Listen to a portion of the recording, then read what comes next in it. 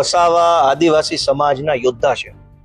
આદિવાસી સમાજના યુવાનોને જાગૃત કરવાનું, આદિવાસી વિસ્તારમાં ચાલતી નકલી કચેરીઓનો ભાંડો ફોડવાનું, આદિવાસી બાળકોના શિક્ષણ, રોજગાર, જળ, જમીન, જંગલના અધિકારીઓ માટે લડવાનું, આવું અનેક પ્રકારે મોટું કામ સમાજ સેવાનું ચૈતરભાઈ કરતા આવ્યા છે.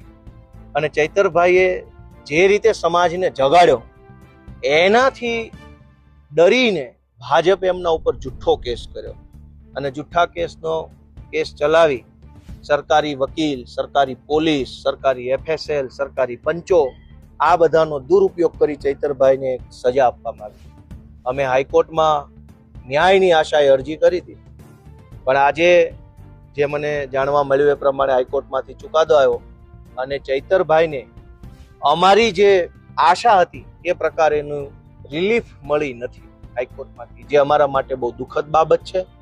ચૈતરભાઈ જેવા લડાયક યોદ્ધાને જેલમાં રહેવું પડે એ નુકસાન ચૈતરભાઈનું નહીં, આખા સમાજનું, આખા ગુજરાતનું છે.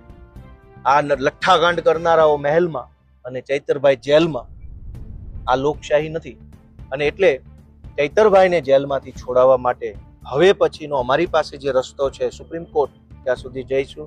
સુપ્રીમ કોર્ટના જે કાંઈ નિષ્ણાંત વકીલો હોય એમનો સંપર્ક કરી, એમનું માર્ગદર્શન લઈ સુપ્રીમ કોર્ટમાં કેસ કરી અને આગળની લડાઈ આમ આદમી પાર્ટી લડશે.